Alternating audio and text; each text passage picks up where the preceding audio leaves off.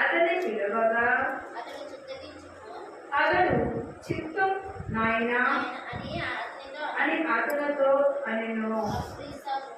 అప్పుడు ఇస్సాకు, ఇదిగో నేను వృద్ధుడను, నా మరణ దినములు నాకు తెలియజేయుచున్నవి, కాబట్టి నీవు దయచేసి నీ ఆయుధములైనను యంబులు పొదిని నిలువ తీసుకొని అడవికి పోయి నా కొరకు వేటాడి మాంసము తెమ్ము. హల్లెలూయా, హల్లెలూయా. చూస్తారా ప్రియులారా, ఇస్సాకు వృద్ధాపమైపోయి ఉన్నాడు, బాగా మంచం మీద ఉన్నాడు. కనుదృష్టి కూడా బాగా మందకిచ్చింది. మరి కనుదృష్టి మందకిచ్చిన తర్వాత ప్రియులారా, ఇద్దరు కుమారులని ఒక కుమారుడు పెద్ద కుమారుడు పిలిచాడు. ఓ నా కుమారుడా, పెద్ద కుమారుడట స్వభావం ఎలా ఉన్నది అంటే పశువులు కలిగే మనసు స్వభావం కలిగి ఉన్నవాడట. అతడు అడవికి వెళ్ళి అన్నింటిని ఏటాడగల సామర్థ్యుడట.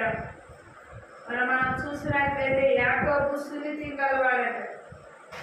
పెద్దవాడికి ఒంటిని రోమర ఎవరున్నారు?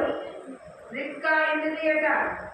మరి రిబ్కా అయినప్పుడు ఆవిడ గర్భములో ఇద్దరు బిడ్డలు ఏమని కానుక డెలివరీ అయిపోయిన సమయంలోనట ఇద్దరు చాలా పెరుగులాడారట.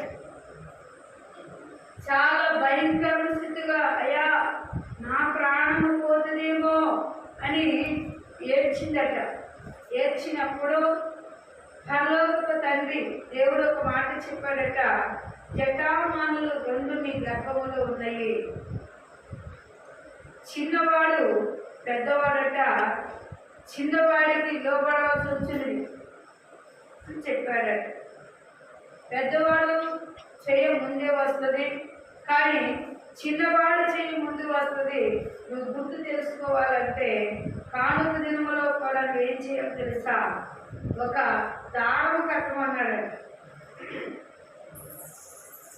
నీవు వారి భూమి మీదకి వచ్చాక చిన్నవారు ఎవరు పెద్దవారు ఎవరు నీకు తెలియాలి అంటే వారి గురించి చేయ ముందు వచ్చింది కాబట్టి యాకోబు చేయి ముందు వచ్చిందట. యాకోబు చేయికి దారం కట్టారట తల్లి.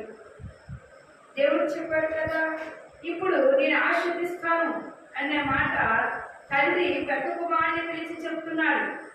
రిబ్కా అంటుంది, అయ్యా నేను చెప్పినట్లు నువ్వు చెయ్యి, నీ తండ్రి ఆయన ఆశీర్దిస్తానంటున్నాడు. తను అడవికి వెళ్ళొచ్చున్నాడు. తన మాంసమును తీసుకొచ్చే లోపే మందులోకి పోయి చక్కని లేతునైనది చక్కగా దూడని తీసుకొస్తే నేనేం చేస్తానంటే వధించినది సమృద్ధిగా వండుతానన్నట. హల్లెలూయా, హల్లెలూయా. ఆలోచించండి, నా మందిరము నాకు తెలియదు కాబట్టి నువ్వు దయచేసి ఆయన కాబట్టి దయచేసి ఆయన అంబులు పొదిని ఇళ్ళను తీసుకొని అడవికి పో, నా కొరకు వేటాడి మాంసము తెమ్మో, నేను చావక మునుపు నిన్ను నేను ఆశీర్వదిస్తాను. హల్లెలూయా, హల్లెలూయా. చూస్తున్నారా పిల్లల వాక్యం సెలవిస్తూ ఉంది. అంబులు పొద అంటే తెలుసా? తండ్రి అంటున్నాడు, ఈ యొక్క పరిశుద్ధాత్మ దేవుడు సమృద్ధిని నీకు చేస్తాడు. నీ దీవులన్నీ నీకు నిలబడి ఉండిపోతాయి. తండ్రి నీకు తర్వాత అన్ని తెలియపరుస్తాడని ఆశ కలుగున్నాడట. ఎవరు అనగా ఇస్సాకు. దేవుడి చిత్తం ఏమైంది పిల్లలారా? దేవుడి చిత్తం ఏమైనది? యాకోబును ఆశీర్వదించబడాలని ఆశ కలుగున్నది. దేవుడు ఆశీర్వదించడానికి మరి ముందే రిబ్కాకు దేవుడు చెప్పాడు కనుక వెంటనే తల్లి ఏం చేసింది పిల్లలారా? దేవుని స్తోత్రములు, హల్లెలూయా. 5వ వచనం మనం చూస్తే ఇస్సాకు తన కుమారుడు ఏసావు దగ్గర చెప్పుచుండగా రిబ్కా కనబడెను. ఏసావు ఏటాడి మాంసం తెచ్చుటకు అడవికి వెళ్ళెను. అప్పుడు రిబ్కా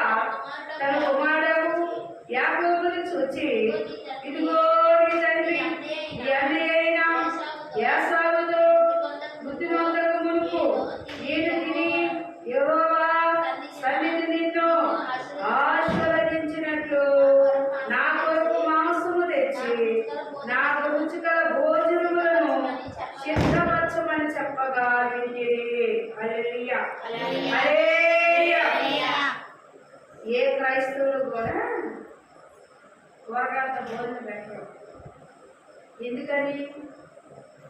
ఎందుకనంటే పరిశుద్ధాత్మ దేవుడు ముందుగానే ప్రేరేపణ అబ్రహాం కానించే వచ్చింది. తండ్రి కుమార పరిశుద్ధాత్మ ముగ్గురు ప్రియక దేవుడు అబ్రహాంకి వచ్చినప్పుడే అబ్రహాం ముందుగా కాలుకు నీళ్ళిచ్చి తాగటానికి మంచినీళ్ళు ఇచ్చాడు. స్వభావస్థితి దైవజన్ వచ్చిన ఇవ్వాలంట. ఒక దైవజనులతో ఒక కుమార్తె ఎగలేదు. దైవజన్ని ఇంకా చూడకపోతే దేవుడి దీవుని మీకు ఎలా వస్తాయి? అందుకనే వృద్ధాపంలో ఉన్న తన కుమారుడికి చెప్పాడు, అయ్యా మంచి మాంసం రుచికరంగా వండించి నా కొరకు భోజనం పెట్టించు, నేను నీడిస్తాను, ఇలా నిలిచిపోతాయి నీకు అని చెప్పాడు. కానీ ఆ మాట రెప్పయినది రెక్క ముందే పరలోకపు తండ్రి దేవుడు చెప్పిన మాట ఆవిడికి ఆలోచన ఉంది కనుక వెంటనే అంటుంది, నీ ఎన్న అడుగుకెళ్ళే లోపే నువ్వేం చేయాలట, వేటాడి తీసుకొచ్చే లోపే నీవే మందలోకి వెళ్ళి ఎక్కడ ఆల మందలో అని ఎలా మందంట దేవుడి స్తోత్రములు హల్లెలూయా.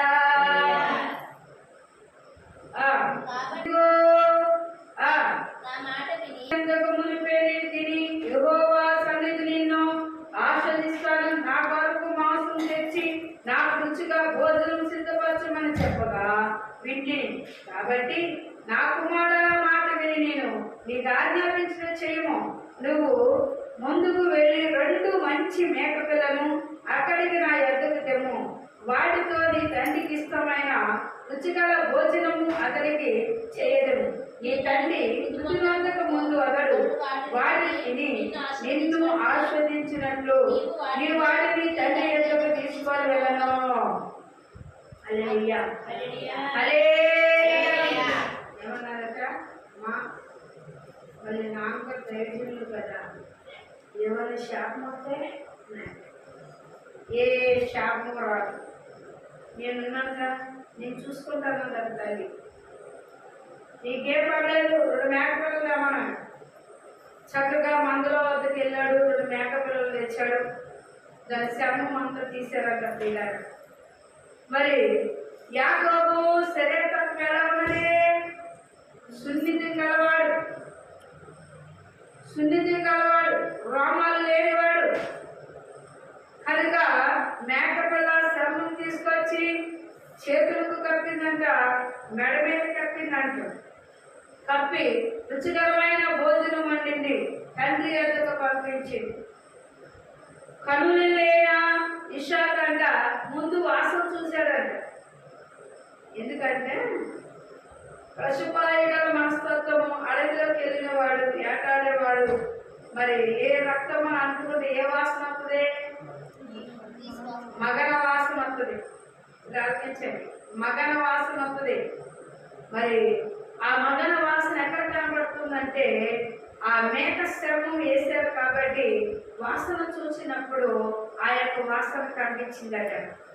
తరివాడంట, కళ్ళు లేవు కదా, తరివాడంట. వాసన చూస్తే మీరు వెనకాడ తెచ్చిన ఆయన మాటలను చూసి ఇక్కడ అనుకుంటున్నాడంట, నువ్వు వేసవే అనుకుంటున్నాను కానీ అని అనుకున్నాడంట. రుచికరమైన భోజనం పెట్టినప్పుడు కడిమి చూశాడు, చేతులు అట్లా లేవు, కానీ వాసన చూస్తే అలాగే ఉన్నాయి. నీకు యాకోబు స్వరములా ఉంది కానీ ఏసావు స్వభావం కలిగి ఉన్నావు అని సమృద్ధిగా తిన్నాడండి. దేవుని స్తోత్రములు హల్లెలూయా. సమృద్ధిగా ఏం చేశాడు? దీవించేశాడు. కొంతమంది రుచిమంతులు అయిపోవాలంటే ఏమవుతుంది? తండ్రి ఆశపడినట్లు లేదు. తల్లి డెలివరీ అవ్వకముందే పెరుగులాడే వారి గురించి రిబ్కాతో దేవుడు మాట్లాడాడు. రిబ్కాతో చెప్పాడు, చిన్నవాడిని ఆస్వాదిస్తున్నాను. ఎప్పుడైతే ఆ మాట చెప్పాడో చిన్నవాడి గురించి తల్లి ఏం చేసిందట?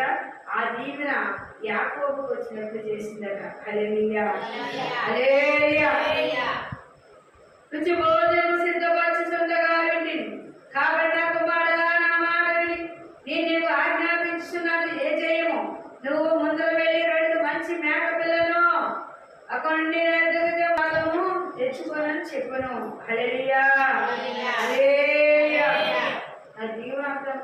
కానీ మరి మోసకరంగానే వెళ్తున్నాను కదా.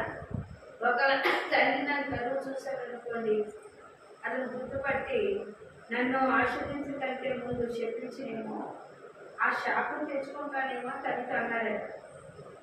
తల్లి అంటుంది హల్లెలూయా హల్లెలూయా.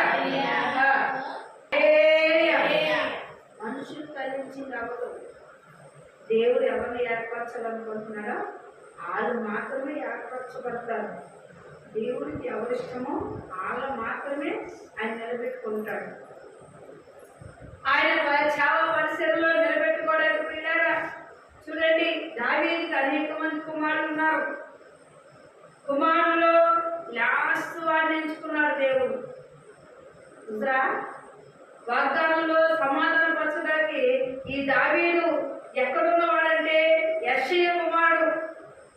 మరి దావీదు ఎంచుకోవడానికి దీవులు రావడానికి ఈ దావీదు ఎలాంటి వాడని మనం చూస్తే పిల్లారా, దేవునికి ఇష్టమైన వాడు కాబట్టి దావీదుని దీవించిన దేవుడు తరతరాల దేవుడు కాబట్టి నువ్వు నా మందిరం కట్టలేవు అన్నాడు. మళ్ళా ఇంకా ఏర్పాటు సులేమాను ఏర్పరచుకున్నాడు. అందుకే యెషయా కుమారుడు దావీదులైతే మరి దావీదు కుమారుడు సులేమాను. అందుకే ఈ శాఖల గురించి మనం చూస్తే ఇక్కడ కొన్ని సంఘటనలు దేవుడు బలంగా కూడా మాట్లాడినట్లు మనం చూస్తాం. వాక్యం సెలవిస్తుంది దేవుడు ఏర్పాటు అయితేనే ఏర్పాటుగా నియమించబడతారు. ట్రైనింగ్ చేర్చినంత మాత్రాన చావుకి దేవుని నిమిత్తంగా నడిపించబడతారేమో కానీ అన్నింటిలో అనుగ్రహించబడలేదు. అన్ని చేయడానికి అధికారం ఉండదు. ఇష్టమైన వారిని దేవుడు నిలబెట్టాక ఇష్టమైన వరాలన్నీ ఆయనకి ఇస్తాడు. ఆయన నచ్చినవన్నీ ఇస్తూ ఉంటాడు. ఆయన ఇష్టం కాబట్టి అందుకే ఇక్కడ యాకోబుని మరి తల్లి పంపించింది, అమ్మా నేను శాపగ్రస్తుని శాపాన్ని పొందుకుంటానేమోనమ్మా అని అడిగితే, లేదన్నా శాపం వస్తే నా మీద పడుతుంది, నువ్వు భయపడకన్నా. హల్లెలూయా వాటి తల్లి ఎదుగు తీసుకొని వచ్చి అతని తల్లి తండ్రికి ఇష్టమైన రుచిగల భోజనమును సిద్ధపరచెను. రుచికరమైన భోజనం ఎప్పుడైతే సిద్ధపరిచి తల్లి ఇచ్చి తండ్రి వద్దకు వెళ్ళినప్పుడు కూడా యాకోబు అంటారు కదా, కొంచెం భయభద్రులుగానే ఉన్నాడు. చూసారా, డైరెక్ట్గా పనిచేసేవాడికి ఏ భయం ఉండదు. దొంగతనం చేసేవాడు భయం ఉంటుందా ఉండదా చెప్పండి. దొంగతనం చేసేవాడికి భయం ఉంటుందా ఉండదా? ఉంటుంది. లోపల భయం ఉన్నా బయట గంగలు ఉంటారు కొంతమంది, ఏదో చదువుతున్నా ఏమవుతుంది, కానీ లోపల మాత్రం బిరుకుగా ఉంటుంది. ఇది డైరెక్ట్గా కాదు కాబట్టి. అందుకే యాకోబు అంట తండ్రి యొద్ద నిలబడినప్పుడు కొంచెము దుడుకుగా ఉన్నాడు.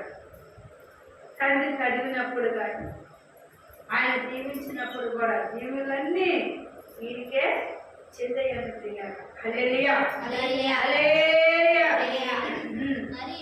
సరే, డైరెక్ట్ వెళ్ళిపోవడం కూడా మరి భయం ఉందా లేదా? వేసిన ఆ శర్మం కప్పిన దాని మీద చక్కగా వైట్ మాటలు గుర్తించారు కాబట్టి అది వేసిన దుడుకుగా భయంగా వెళ్ళాడు తండ్రి గారు. ఈ స్వరం ఏంటయ్యా యాకోబులా ఉంది అని అడిగాడు. తండ్రి మీరు తీసుకురామన్నారు కదా, నేను తీసుకొచ్చాను, రుచికరమైన భోజనం సిద్ధం చేశాను, భుజించండి. కుమారుడు అడిగినప్పుడు కడిగి చూచాక మరి రావాల్సిన దీవెన ఆయనకి రావడానికి ఈయన భోజనం చేసి సమృద్ధిగా దీవించారట. దీవెనలు అంటే ఎప్పుడు పడితే అప్పుడు రావు. ఆయన చూస్తున్న దేవుడుగా, అందుకే యాకోబు తండ్రి యొక్క దీవెనలను పొందుతున్నాడు. అందుకు యాకోబు అబద్ధమా కాదు, బైబిల్ ఎలక్షన్ ఏం చేస్తారు ఉండదు, ఏ చింత ఉండదు. మరి ఎవరైతే మరి అడ్డదారులు తొక్కేస్తారో వాళ్ళు భయమే. మరి యాకోబు దీవించబడినా కూడా భయపడుతూ ఉన్నాడు. అందుకే వాక్యం సెలవిస్తుంది. దేవుని స్తోత్రములు. హల్లెలూయా. యాకోబు తండ్రి అయినను ఇషాకు దగ్గరకు వచ్చినప్పుడు అతని మీదను చూచి స్వరము యాకోబు స్వరము గాని చేతులు ఏసావు చేతులే అనెను. యాకోబు చేతులు అవి అతని అన్నయ్య అయిన ఏసావు చేతులే రోమము కలబడి ఉన్నాడని ఇస్సాకు అతను గుర్తు పట్టలేక అతనిని దీవించి ఏసావు అను నా కుమారుడా నీవే అని అనగా యాకోబు నేనే అనెను. అంతటా అతడు అది నా యొద్దకు తెమ్ము, నేను నిన్ను దీవించినట్లు నా కుమారుడా వేటాడి తెచ్చినది తిందు అనును. హల్లెలూయా. సమృద్ధిగా ఎప్పుడైతే వాగ్దానం ఇచ్చారో ఆ సమృద్ధి వచ్చుద్దని దీవులు పొందుకున్నారు కదా. మా ఏటాది మాసం తెచ్చిన అన్న వచ్చారు కదా, తమ్ముడు దీవులు అయిపోయి సమృద్ధిగా తినేశారు. తండ్రి అన్న వచ్చాడు, అమ్మ దీన్ని వండ అన్నాడు. వండింది, సిద్ధపరిచింది. మళ్ళీ మాసం తీసుకుని ఎక్కడికి వచ్చారు, చక్కగా మంచి భోజనం తీసుకుని మళ్ళీ తండ్రి దగ్గరికి వచ్చారు.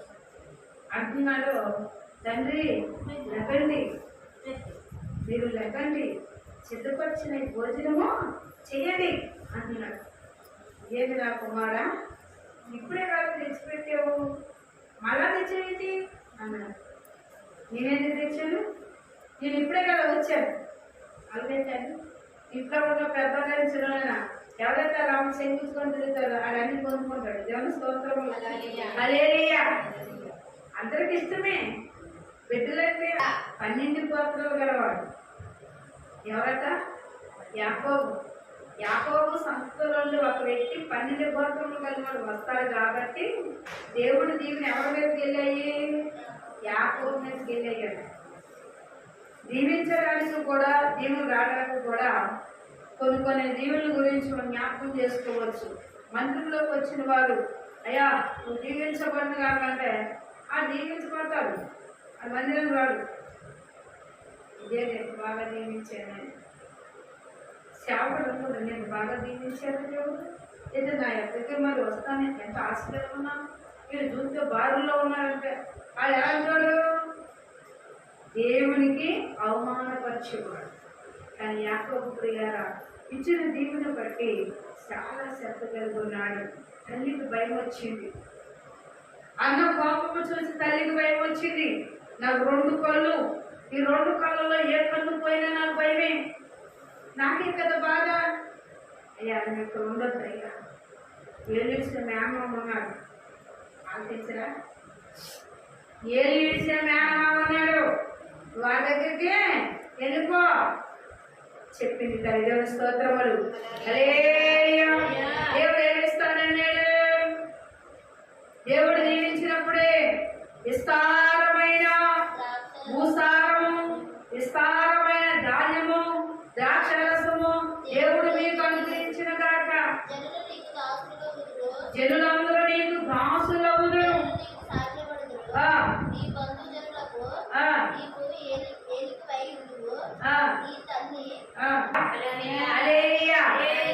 నీ తల్లి బంధువులు కూడా నీకు సాగిపడతారు, జనాంగం అందరూ కూడా నీకు లోపడి ఉంటారు.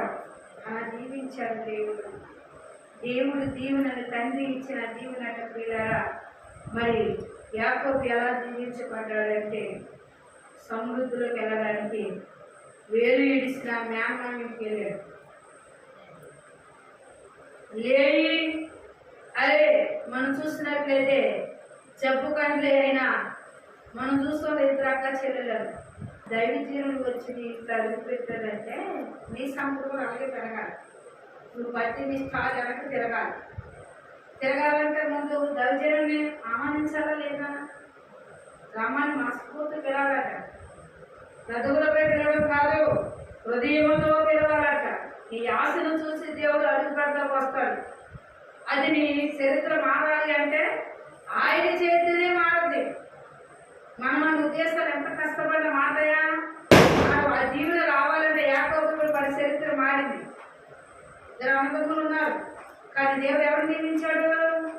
యాకోబు. అందుకంటున్నాడు, జనముల నీకు దాసులవుదురు, జనముల నీకు సాగిలపడుదురు, నీ బంధువులు నువ్వు ఏకమైన ఉందుము, నీ తల్లి కూతురులను నీకు సాగిలపడుదురు, నేను శపించేవారు శపించబడుదురు,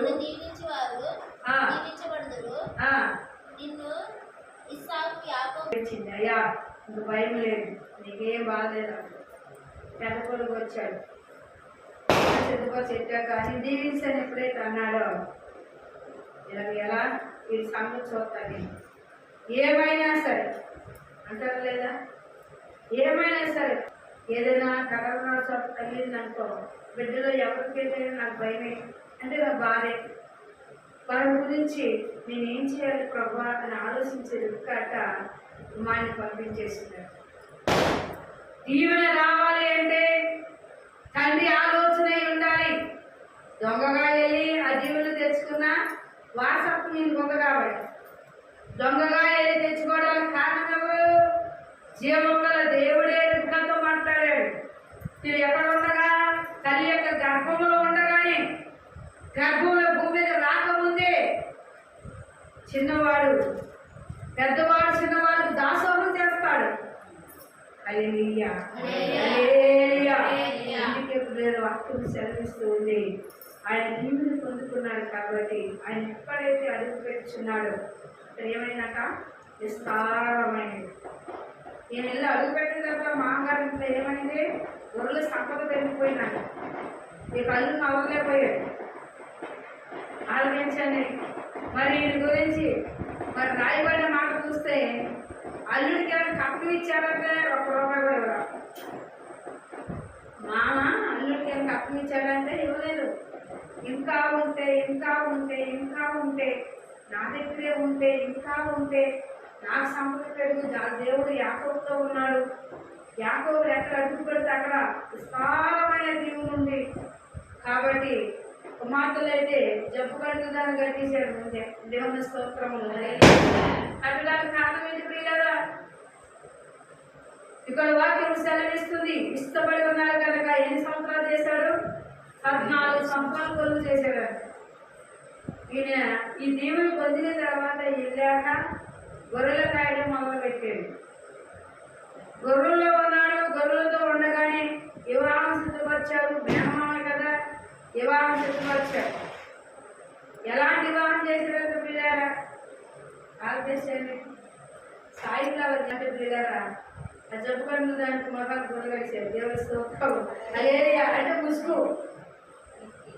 లోపలికి వెళ్ళిన తర్వాత కళ్ళు గడి చేసిన చూస్తే ఈ జబ్బుకండులను చూసి దేవుని వచ్చామన్నాడు. ఇవన్నీ ఆచారం అన్నారంట. ఇవన్నీ ఆచారం. మా ఆచారం నీకు తెలియదు కదా. పెద్ద కుమార్తెకి వివాహం చేయకూడదు, చిన్న కుమార్తెకి చేయకూడదు. నీకు ఇష్టమైంది కాబట్టి ఈ చిన్న కుమార్తెను కూడా నీకేం చేస్తాను, నాకు ఎదురెందుకు అన్నారంట. 12 గోత్రముల వాడిని ఆయన యాకోబు కోసమే వీరిని సిద్ధపరిచాడు. అంతేగాని ఒక దేవుడు దీవించాడు కాబట్టి ఈ 12 గోత్రములకు అధికారకాల ఒక స్త్రీ గర్భం కాల్చడానికి 12 మంది కూడా కాలేదు కాబట్టి ఆ ఇద్దరిని దేవుడు ఇచ్చాడు అనుకోవచ్చు మనం. హల్లెలూయా హల్లెలూయా. అందుకే యాకోబు తన తండ్రి ఏసావు ఎదురు నుండి బయలుదేరి వెళ్ళిన తక్షణ అతనికి సహోదరుడు ఏసావు ఏటాడి ఇచ్చును. చూసారా, యాకోబు అట్లా ఉన్నాడు. ఇక ఏసావు వచ్చాడు ఇంటికి. 6 మిలియన్లు నూరుతున్నాడు. ఏమనుకుంటున్నట? త్వరగా నేను దీవించబడ్డాను, నా తల్లి నన్ను దీవిస్తాడు. మృతి చెందక ముందే నీదిగో ఇంత మంచి ఆహారం తెచ్చాను, అమ్మ తొందరగా పెట్టు. అమ్మకు తెలీదా? అమ్మకు తెలుసు తెలీదా? అమ్మకు తెలుసు, కానీ కొడుకు చెప్పినట్టు చెయ్యాలి కదా, చేసిందట. భోజనం తీసుకుని వచ్చి తండ్రి వద్దకు పెట్టినప్పుడు తండ్రి అంటున్నాడు ఇక్కడ మరొక మాట, దేవుని స్తోత్రములు. హల్లెలూయా. నా తండ్రి నన్ను దీవించినట్లు లేచి నీ కుమారుని వేటాడి తెచ్చున్నా తిరుడుతోను తన తండ్రితోను అతని తండ్రి అయిన ఇస్సాకు నీవు ఎవరెవరని అడిగినప్పుడు అతడు నీ కుమారుడు యాసావును అను నీ జ్యేష్ఠ కుమారుడు అనగా ఇస్సాకు నిఖితములుగాను గడగడా వణుకుచు అట్లయితే వేటాడి తెచ్చిన భోజనము నా ఎదుట తెచ్చివారెవరు? నువ్వు రాకమునకు నేను వాటన్నిటిలో తిని అతని నిజముగా దీవించింది. హల్లెలూయా. ఒక్కడు కూడా మిగలేదా తండ్రి? ఒక్కటైనా లేదా నా కోసం నన్ను దీవించాలంటున్నాడు. ఒక్కడు కూడా లేదు నాయనా. శుభ్రంగా దీవించాను కదా, భోజన దైవజన విధానంలో శుభ్రంగా తినిన తర్వాత నాయన ఈ గృహంలో మీరు దర్శించారు కనుక ఈ గృహంలో సమృద్ధి ఉందలాగా దీవిస్తాడు. ఒడుగుండా తిన్నారు. ఇంటి ఎందుకు పెట్టాలా? ఎన్ని పదార్థాలు పెడతాము అన్ని పదార్థాలు మనకు దీవులు వస్తాయి.